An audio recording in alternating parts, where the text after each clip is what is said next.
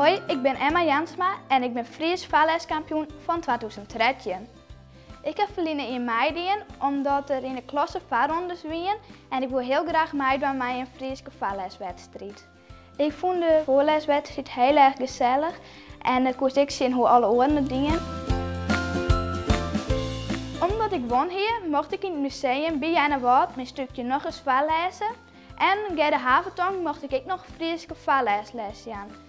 Toen mochten we samen de Heitermenbus openen. Dit jaar doe ik weer mee en ik ben op zoek naar uitdagers. Wat het onder mij te doen. De finale is op 6 juni in Ljouwert. Je kan je nog opgaan tot en met 30 mei via dit e-mailadres.